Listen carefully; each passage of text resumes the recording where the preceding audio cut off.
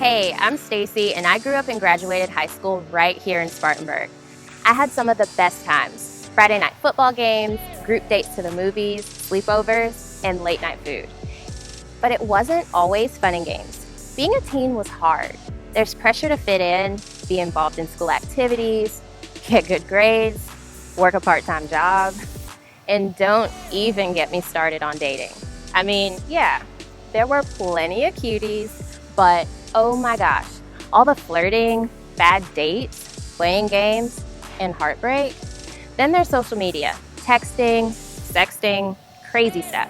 And by crazy, I mean, bet you didn't know some of this stuff may not be legal kind of crazy. That's why I'm here. I've got some friends with me, and we thought it'd be good to talk about dating, relationships, sex, safety, and what's legal and illegal when the lines get blurry. We're about to throw a ton of information your way, so promise me you'll at least remember the big stuff, the important topics.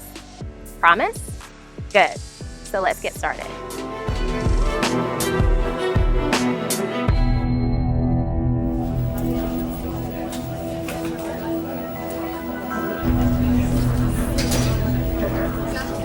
Dang, girl. Yeah, I tapped that. Oh my gosh, no. Why is no one saying anything or stopping this from happening? Like, hello, where y'all at? This is straight up sexual harassment. When you see this happening, when you're the one doing this, it's sexual harassment. Sexual harassment is when you're making unwanted sexual advances or obscene remarks. It can be physical or verbal, but either way, it's wrong. No one deserves to be disrespected or made to feel uncomfortable. This is serious, and it can get you detention, suspended, and even expelled if it happens at school. And you know what? Sexual harassment happens to everyone. Don't think this scenario is a one-way street. At a minimum, if you're seeing sexual harassment happen, you should step in to protect the person. Tell those harassing them to stop, to move on.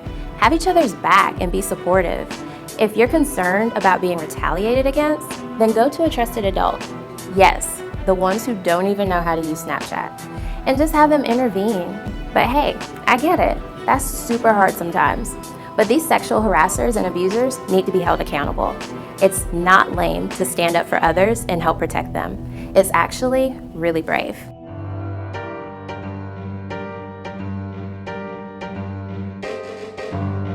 Let me get that pic.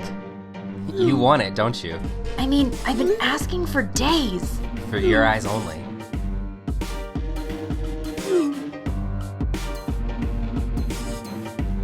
Oh my gosh. Look what I just got. I think he likes me. Did you see that? She literally just shared those pics with her girlfriend, and he's gonna find out and he's going to be so angry. Even though she violated his privacy, what was he thinking? Once you send pics via text or social media, they're out there and you can never get them back.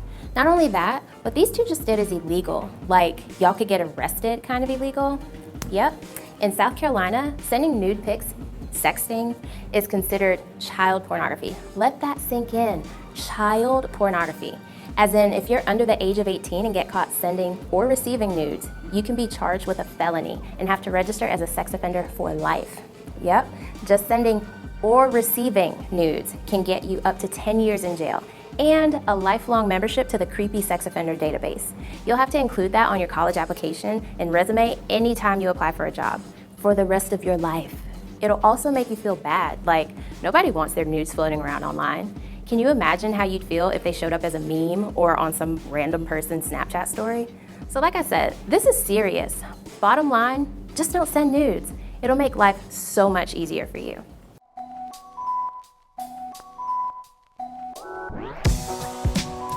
Now let's talk about consent. Actually, I'll do you one better. I found a YouTube clip that makes the topic of sexual consent a no-brainer. Take a look. If you're still struggling with consent, just imagine instead of initiating sex, you're making them a cup of tea. You say, "Hey, would you like a cup of tea?" And they go, "Oh my God, I would love a cup of tea, thank you." Then you know they want a cup of tea. If you say, "Hey, would you like a cup of tea?" And they're like, I'm not really sure. Then you could make them a cup of tea, or not, but be aware they might not drink it. And if they don't drink it, then, and this is the important part, Don't make them drink it. Just because you made it doesn't mean you are entitled to watch them drink it. And if they say no thank you, then don't make them tea. At all. Just don't make them tea. Don't make them drink tea. Don't get annoyed at them for not wanting tea. They just don't want tea, okay? They might say, yes, please. That's kind of you. And then when the tea arrives, they actually don't want the tea at all. Sure, that's kind of annoying as you've gone to all the effort of making the tea, but they remain under no obligation to drink the tea. They did want tea, now they don't. Some people change their mind in the time that it takes to boil the kettle, brew the tea, and add the milk. And it's okay for people to change their mind. And you are still not entitled to watch them drink it. And if they're unconscious, don't make them tea. Unconscious people don't want tea. And they can't answer the question, do you want tea? Because they're unconscious. Okay, maybe they were conscious when you asked them if they wanted tea. And they said yes. But in the time it took you to boil the kettle, brew the tea, and add the milk, they are now unconscious. You should just put the tea down. Make sure the unconscious person is safe. And this is the important part again. Don't make them drink the tea. They said yes then, sure, but unconscious people don't want tea. If someone said yes to tea, started drinking it, and then passed out before they'd finished it, don't keep on pouring it down their throat. Take the tea away. Make sure they're safe, because unconscious people don't want tea. Trust me on this. If someone said yes to tea around your house last Saturday, that doesn't mean they want you to make them tea all the time. They don't want you to come around to their place unexpectedly and make them tea and force them to drink it going, but you wanted tea last week. Or to wake up to find you pouring tea down their throat going, but you wanted tea last night. But if you can understand how completely ludicrous it is to force people to have tea when they don't want tea, and you're able to understand when people don't want tea, then how hard is it to understand it when it comes to sex? Whether it's tea or sex, consent is everything. And on that note, I'm going to go make myself a cup of tea. Yep, consent is that simple. Unfortunately, we managed to screw up this simple concept with all kinds of activities, from drinking to drugs and pressure from those that aren't respecting our boundaries. So no matter the situation, always ask for consent. If you've been a victim of sexual assault, reach out to your school guidance counselor or contact Safe Homes Rape Crisis Coalition in Spartanburg.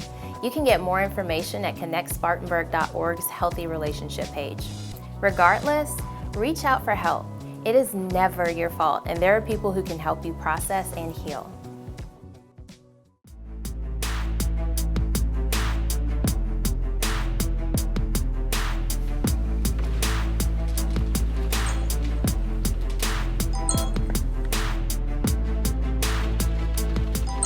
Why is Taylor blowing your phone up?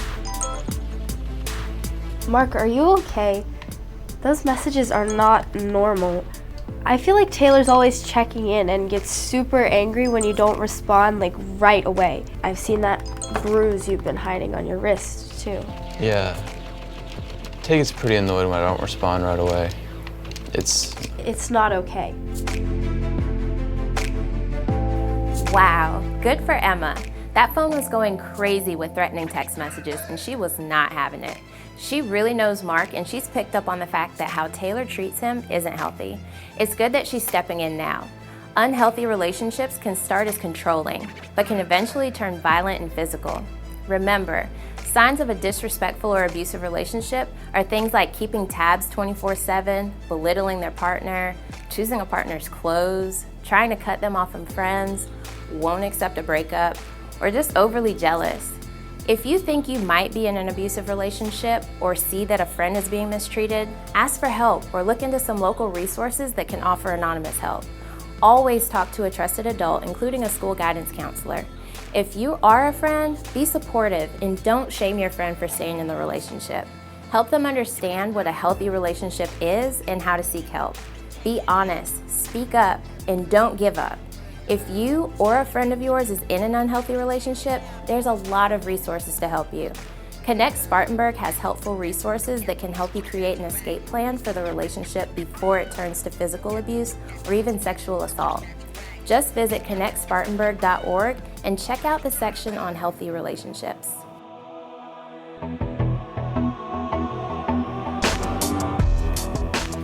So this is my friend Jasmine. She has a rough time at home and we text about it sometimes. She recently mentioned that she met a guy online who was older, but just gets her. They've been talking for a few months. Thanks for listening. You just get me. That's why I'm here, to treat you the way you deserve to be treated. Why don't we finally meet face to face and grab some pizza later tonight? My treat since you've had a rough week at home. What happened to Sarah? I miss seeing her online. Let's go see her. Road trip. Oh my gosh, that sounds amazing. See you for pizza at 9 with my bags. Let's hit the road. Wow, do y'all see what's happening? Jasmine thinks he can be her new family, but he's taking advantage of Jasmine's insecurities. What's scary is this is how human trafficking begins. Like, this older guy is grooming Jasmine to be interested in him, and he's already mentioned meeting in person. I get it. You're thinking, but I thought human trafficking was when someone gets snatched up and then sold somewhere overseas. Well, yeah, that can happen, but what you're seeing here, this is often how human trafficking starts. Traffickers can be people who form a relationship with you online, or it could be someone familiar, or even a family member who tries to convince you to sell yourself for money or goods. You're probably also sitting there thinking, that doesn't happen here. But it really does happen, right here in Spartanburg County, usually just like we saw Jasmine being lured. It's really serious and really scary stuff, but if we all work together, we can help prevent it. If you think you know of a friend who's being trafficked, or if you believe someone is trying to traffic you, then reach out for help. You can talk to a guidance counselor, a teacher, parent, or any trusted adult. If it's happening right now, call 911, no questions asked. We've talked about a lot of dating, relationship, and sexual safety issues, but how do you know when to get help in each of these situations? The easy answer is, if something feels weird or off, then it probably is. Ask for help or look into some local resources that can offer anonymous help. I live on my phone. Did you know that there are apps and text lines that can actually help in all of these situations? I use an app called Be Safe. It lets you reach out to your trusted contacts when you're in a bad situation. I have it set to contact my closest girlfriends, tell them where I am and how to help me. It's super cool. There's also some really great local resources with lots of trusted adults in Spartanburg who want to help you be healthy. They know you got this. But when you need more information or local resources, go to connectspartanburg.org or follow them on Instagram.